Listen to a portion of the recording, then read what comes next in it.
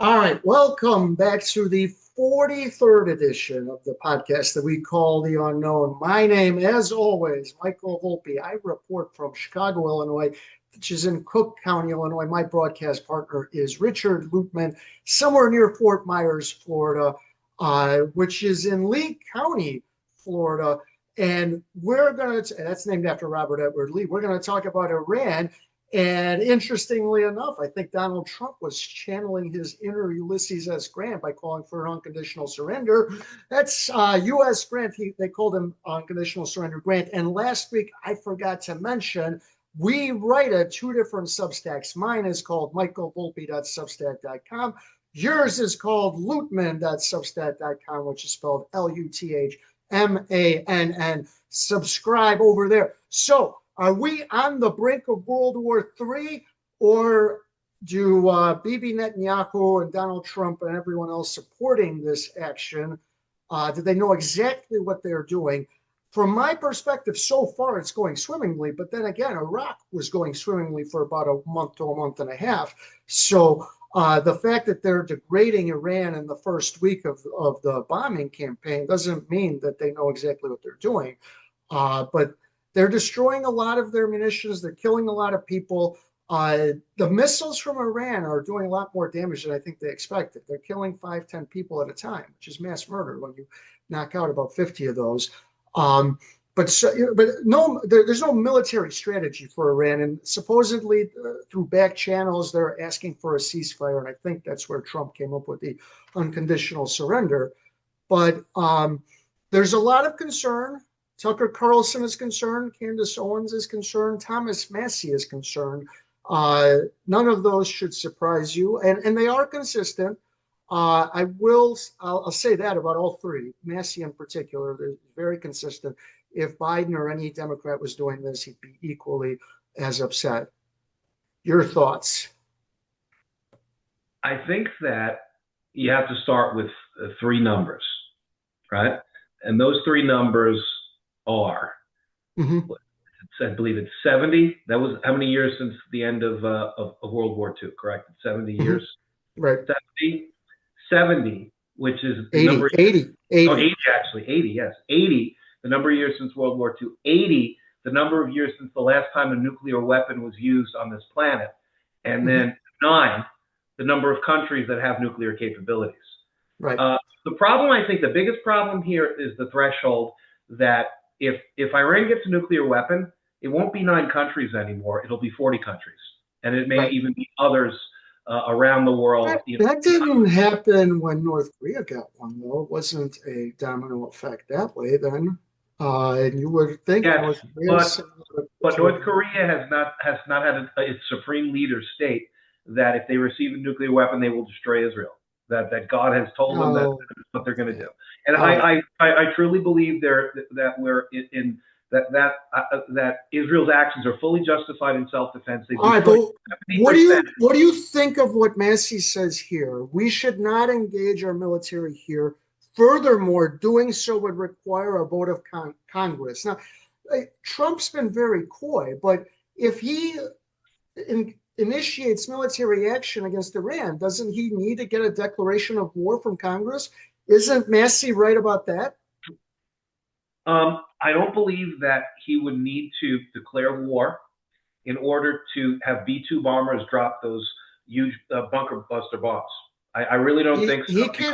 He may get away with a small military action without declaration of war, but if he wants to engage militarily, Massey's absolutely right, and he's not going to get it. He's right about a war, but I don't think we want a war. I think what we're trying to do here is national security, and the only thing that the Israelis have not been able to accomplish, they've knocked out over 40% of the missile defense in Iran. Israel controls the airspace in Iran. Look,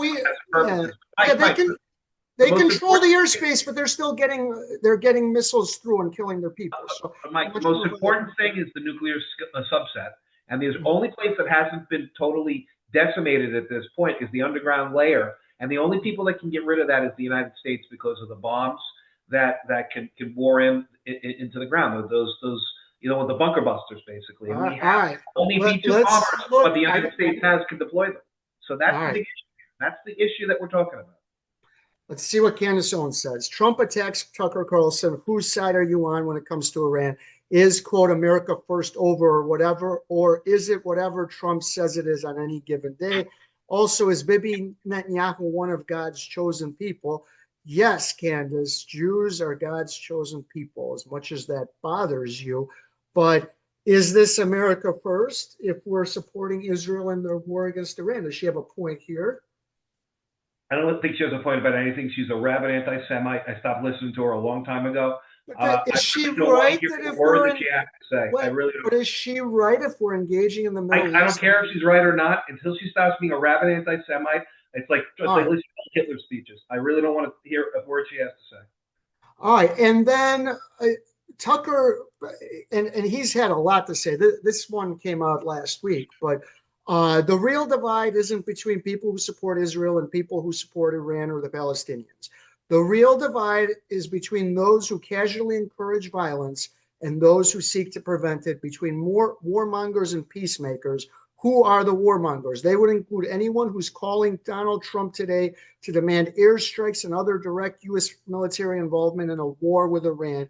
On that list, Sean Hannity, Mark Levin, Rupert Murdoch, Ike Perlmutter, and Miriam Adelson. At some point, they will all have to answer this, but you should know their names now.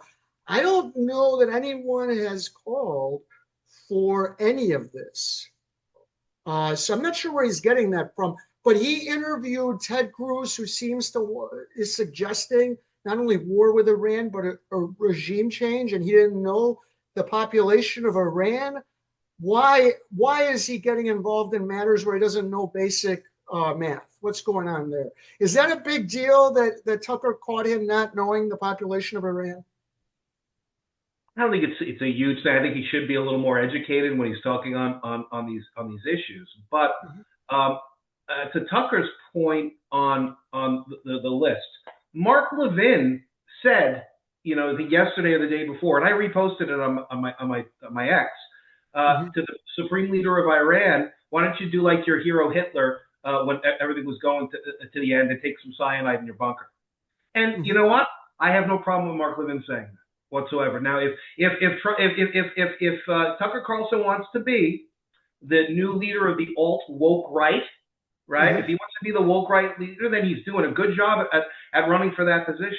Okay, the fact now, matter. The Sagar, who I don't like that much, but does he have a point that he and others like him want to turn this into Iraq 2.0? And Bush didn't know the ethnic makeup of Iraq, which was primarily Shia, and Saddam was Sunni, even though Sunnis represented 10% of the population. He didn't understand what that would do to the civil unrest, and it caused the civil war. And basically making the same point here, people don't even know the population of Iran, and they want to bomb Iran. Do they have a point? I think there's a parallel here. There's a very important parallel here. George W. Bush invaded Iraq in part, and this is a historical fact, because Saddam tried to kill his daddy, right? I think Trump truly believes, and there's evidence that Iran tried to kill Trump. There was not only the. So you think it's okay to start a war over a personal issue? Well, no, I'm just saying that's something we have to look at, whether that's in the calculus or not. Because his Trump's truth yesterday about we know where the supreme leader is, and we're not going to kill him yet, basically.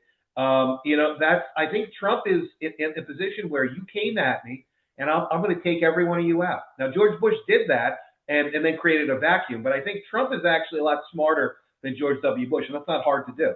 But Trump is smarter than George W. Bush in the sense that I think he recognizes that if you create the power vacuum, you're going to have all sorts of. You're not going to make the same.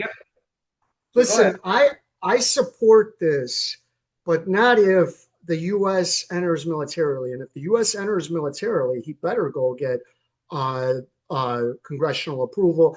And this is from the Times of Israel. And let's see. So this is the Israeli paper. And then after that, we're going to, just for fun, go over to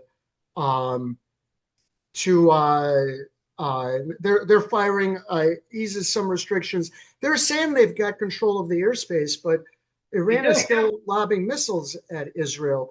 Um, They've but got rid of listen, over, I think, I almost 40%, support almost this, 50% of the missile capacity. It's not I a matter of time before the well, rest I goes. don't only know their missile capacity, but they have definitely degraded it. So here we go. This is from Press TV. This is their propaganda channel in Iran. Leader Iran stands firmly against imposed war. U.S. intervention to cause, quote, irreparable damage. Now, Trump hasn't said we're going to be intervening yet, but this is where they're pushing it, that Trump is trying to intervene, that he's trying to create a global war, World War III. I think this is largely a straw man. I don't see that Trump is trying to create World War III. Israel can and should take care of this on their own.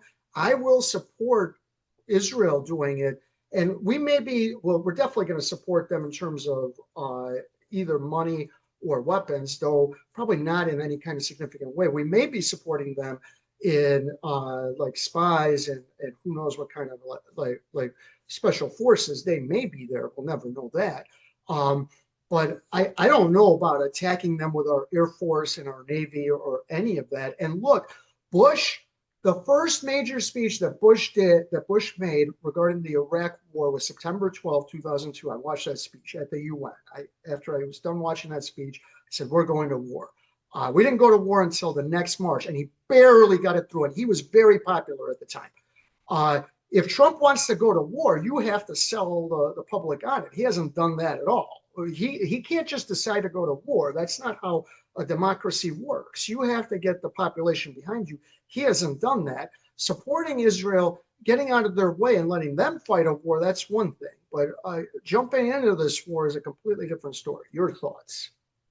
If there's a problem with U.S. And the issue here for me, it's not about war. It's about stopping Iran from getting a nuclear weapon. That's what it always was. That's how Trump views this. Okay, they walked away from the negotiation table, and then he said, "Bibi, do what you got to do." Now we'll go back to history. There's a very historic point that I would employ if I were in the White House in the State Department. I would say, let's look at the Lend-Lease Act. Let's look at FDR. That's what FDR did when he couldn't get into it. When England was under fire, England almost fell to the Nazis. He started the Lend-Lease Act. He would give the military equipment. If your neighbor needed your garden hose, you could lend it to him. And if you really needed to buy it, then he could lease it or lease it or pay for it later. Give Israel 10 B-2 bombers and 500 bunker busters under a Lend-Lease Act. Go to Congress and ask for it if you have to, but give it to them and give it to them and let them do the job themselves. We're already giving them all weapons. Every weapon that they're using is American made. It's American made steel and American made munitions that were ramming right up Iran's ass in plain English. Right. So you know what? Does it really matter? Does it really matter at this point? Really, if that's going to be the point, then do what FDR did. That Democrats say he's the greatest Democrat president, right? So let's do what FDR did. Right. Andrew Jackson's the greatest Democratic president, but in my opinion. But and there's the Lend-Lease Act. What you're talking about, I would support. If he wants to go to war with Iran, he number one has to get the approval of Congress, and he has to sell the public on it, the way that George Bush tried to do, the way that every president would do. He can't just decide to go to war. That's never going to work in a functioning constitutional republic. Yeah. That we have. Do you think he could get the votes for a modern day Lend-Lease Act? He would get that. He would get that. Then that's what Trump should do. It would be an easy win, and all the people that are against war and entanglements should vote for it because it keeps us out. That's what FDR told look, in Israel doesn't need us. Yes, they do, Michael. Militarily, Israel needs us to drop B-2 bombs and those bombs. They don't have the military capability that we have. We are the greatest military the world has ever known. And they have the best spy craft. All right, they know exactly where all of these people are. And spy craft is great, but it doesn't mean a thing if you want to turn the place into a goddamn parking lot. And if Iran doesn't get their head together, that's what's going to happen to Tehran. All right. Over the weekend, a couple of Minnesota politicians were shot. One and her husband died. This guy is the suspected murderer that we're looking at. What's his name? uh, Vince something or another. Vince Bolter, Bolter, and yeah, it was absolute. Vance Look, Bolter. here's all Vance Bolter. I'm sorry. It was absolutely unseemly. And the only thing I have to say is this is the world we live in. Both Democrats and Republicans tried to say that he was the opposite. This is what the the political types cared about. Who was he more like? It seems like he was part of both parties at different times in his life. That doesn't seem to be the most important thing. But trying to paint him as part of the opposite party with the bodies are still not, they're not even cold. Absolutely unseemly. And that's all I have to say. It's tragic that they were killed. He had a hit list that was very, very significant. So it's good he was stopped when he was, but the partisans trying to paint this guy as part of the opposite party, ridiculous. Your thoughts? Uh, this is. I think that this is beyond political, in my opinion. I think this goes to mental illness, Mm-hmm. and there it is mental illness, and there's mental illness. I think on both sides. You could look at Nichols and McVeigh back in Oklahoma City. They were mentally ill. I think to carry something out like that. As you could say, it's political rhetoric that drove them there, but they were. You have to be mentally ill to do something like that. But it seems to me that in recent years, at least in the past decade, a lot of the quote unquote mentally ill driven violence has been driven by the left. And the leftist propaganda becomes the spark that drives these people to this point. It's leftists that have look at Steve Scalise at the congressional softball game. They just had that last week when he was in 2017 when he was taken out by a Bernie Sanders supporter. You have a lot of these school shooters, right? They have these crazy leftist and woke ideologies. That's I think the problem here, and I think we have to look to the root cause. To borrow a Kamala Harris term, but look to the root cause of what this problem is. I think it's mental illness, but I think It's not also mental illness subversion, excuses mental subversion illness. driven by foreign interests. So I'm going to go back to my big point. It's not politics so much as it's mental illness and national security. That's what I think. All right. ICE is very aggressive, and they arrested this guy who you told me you know Brad Lander. Yeah, from the bad old days in New York politics, I know Brad Lander. He's actually not a bad guy. He's a very talkable guy. What did he do? They said a spokeswoman for I'll tell you exactly. Let me lay the groundwork on this. Mm-hmm. Okay. Right now, in less than a week, we have the mayoral candidacy primary in New York City. And Andrew Cuomo is coming back to try to become the mayor of the city of New York to run on get the Democratic nomination. And you have a bunch of other people, including Brad Lander, who's the comptroller in the city of New York, as well as Zoran, who is a progressive AOC ally. And so Lander and Zoran have made a pact that they're going to go 1-2 on the ranked voting system, meaning that's ranked voting. Mike, you know what ranked voting is, right? That you have 10 different candidates, but you rank the people that you want. And so they're telling all their voters to come together and rank, Lander and Zoran 1-2, and then not rank Cuomo at all, or put him at the very bottom of the list if they're going to rank him at all. Mm-hmm. And so what this does, and what they've done here, is this has been a total shock, I think, in my opinion, to the New York Democratic primary, in that it looks like Andrew Cuomo, because of what ICE did here, they basically enforced the laws inside an immigration courthouse, but the left is making such an issue out of it. It's creating a groundswell of support against the Andrew Cuomo, or with the Andrew Cuomo faction against Andrew Cuomo. I don't care how this affects the New York mayoral race. I think you should. So far, here's what I care about. This is the third politician that I can count, maybe more. A judge who let out an illegal alien suspect out of the back door of a courthouse. I agree with that arrest.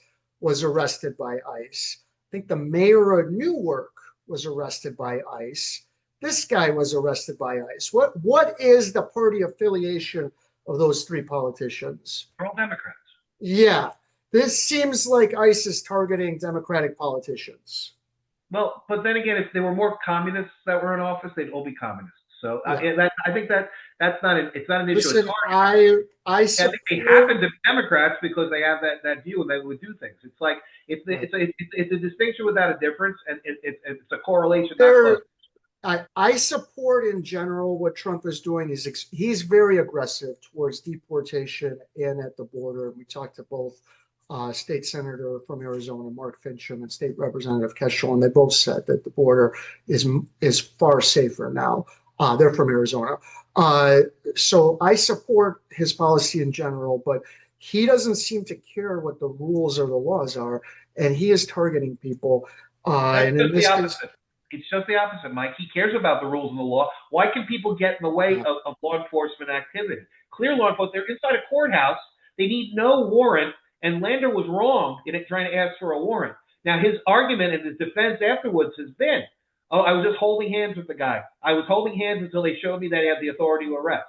Well, uh, Brad's not the brightest guy. He doesn't realize that they can pick him up right in the immigration court without anything. He's in the middle of public. You don't need a warrant unless you're knocking down somebody's door. And they had every reason to take him in at that point. So, it is what it is. If people are going to stand in the way, then they have to expect that Tom Homan and Kristi Noem and the Trump administration are not going to play games. That's just what it is. right, right. They're going to just start arresting people left and right, politicians. It'll be great. All right. So last week was like a lot of bombshells last week. Uh, First, there was a recording played for the jury in which Sean Combs threatened an ex-girlfriend that if you don't continue having sex with the men I tell you to have sex with, you're in big trouble, which met all of the elements of sex trafficking. And I believe that was really strong evidence. However, his defense team showed that prosecutors suborned perjury, which could blow up the entire case. This week, I thought was less dramatic, but you think a lot of important things happened. They showed videos of his freak offs, whatever they call the orgies that he has. If I'm on the jury, that's the kind of evidence I don't like, because I guess you have to show it because that's the evidence of the like procurement of the sex trafficking. But besides showing that he's like a freak and a bad guy, what evidence is provided by showing the freak offs? What they're Um, showing, what they're showing, Mike, is that Cassie was there, and Diddy's in the video, but also a male escort. So Cassie's getting banged by the male escort at the direction of Diddy. And all so right, and if in you're a woman that, or you're a man, even you're sitting there, you're saying this person having sex with somebody they don't want to have sex with. In a very basic sense, they're having sex with somebody they don't want to have sex with. Based on her prior testimony, it's because Diddy told her that they had to. You just said that they were coerced. They had to have sex with these people. Now they're showing video of all somebody right, having sex with somebody that the government's argument is they don't want to have sex with. I think it's very damaging all right. evidence. You know, It might be strong. However, if I am on the jury, I dismiss all of Cassie's testimony because she was caught lying. So if she's lied about one thing, she lied about everything. So I wouldn't care, but I don't know if 12 jurors would care.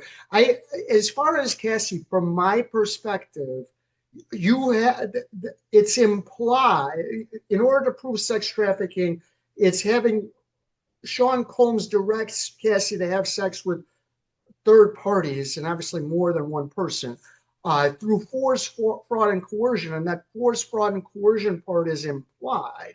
For instance, that video that I think you can see at the top, uh, that video, there's no direct link to forcing her to have sex. That's domestic violence. But you would, as a juror, presume or imply that he hit her in order to force her, but that there's no actual I don't think testimony they putting win it on that, Mike. together. I Go ahead. I I think they're going to convict him.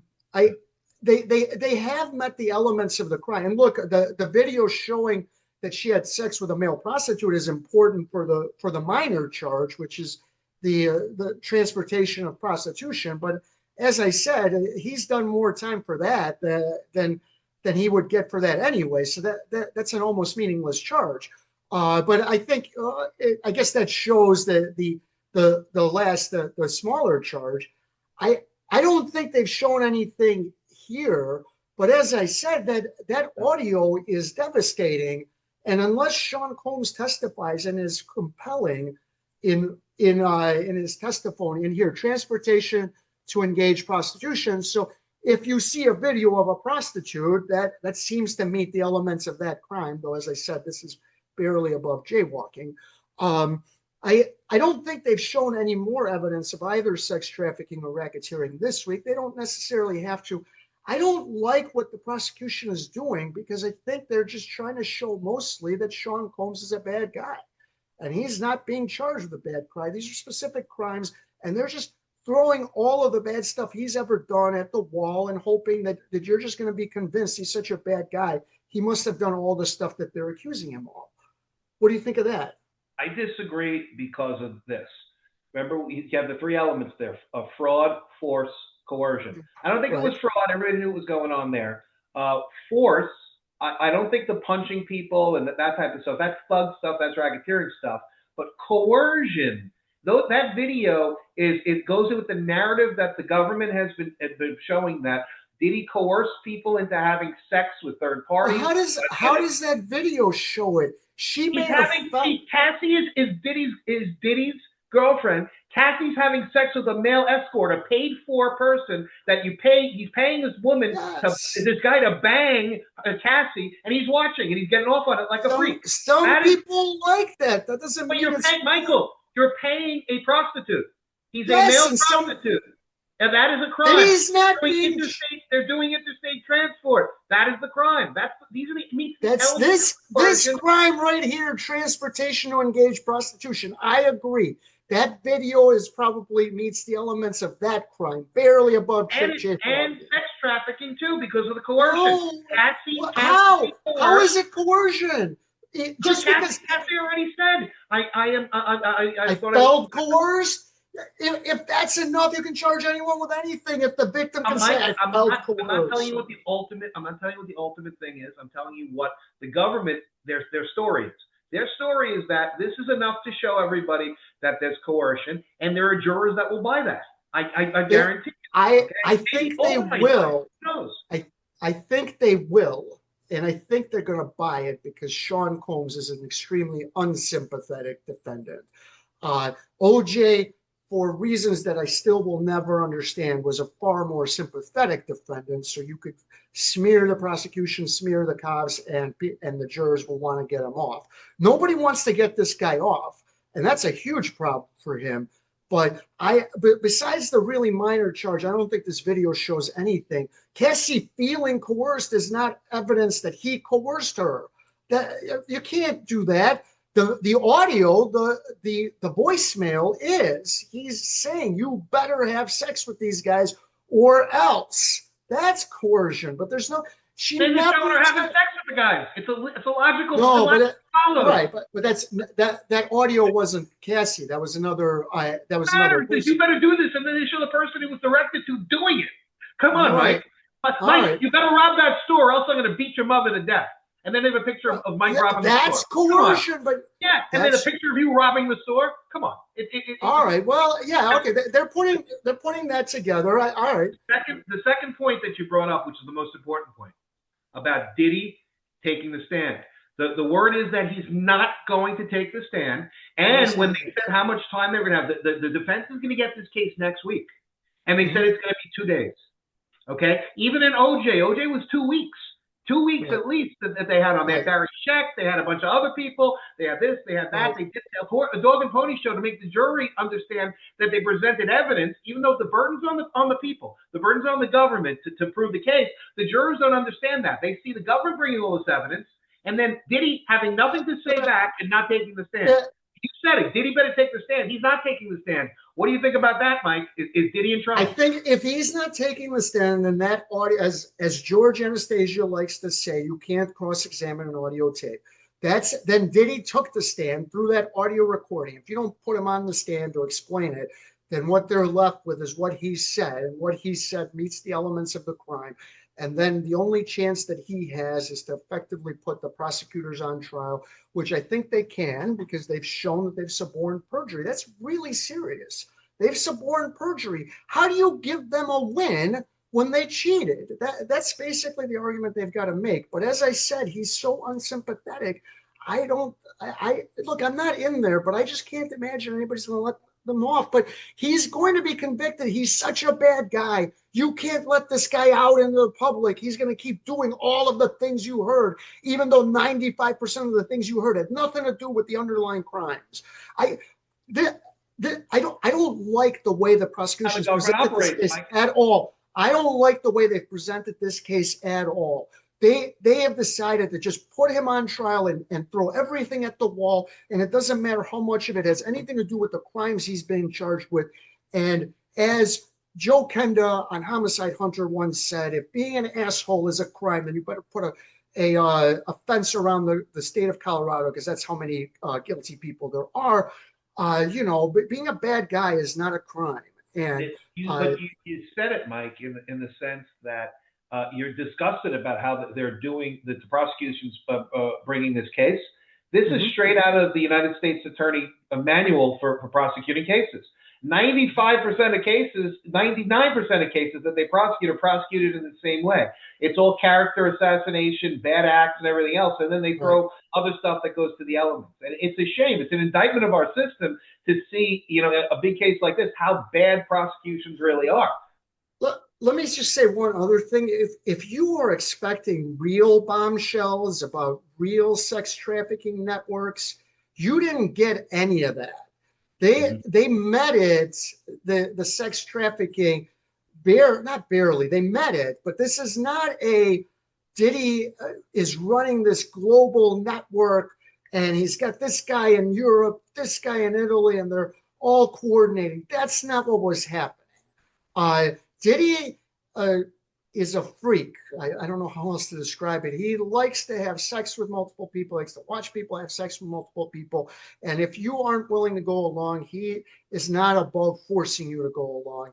And that's the sex trafficking. It's not, and I don't think that any of the people who attended the party, do you think Leonardo DiCaprio knew he was threatening people to force him there? Or do you think he figured, that they all want to be there because he's Sean Puff Daddy Combs and he's got all of his Hollywood friends there? I'm pretty sure it was probably the second. None of these people were there thinking this was sex trafficking. The things that titillated people, they're not in this trial at all. You are barely meeting the elements, and that's it. It's somewhat shameful the way they've tried him. He's not a good guy, but try the facts, not just to smear the guy and throw anything you can at the wall. Anything you wanted to add? I think you said it well. Right. All right.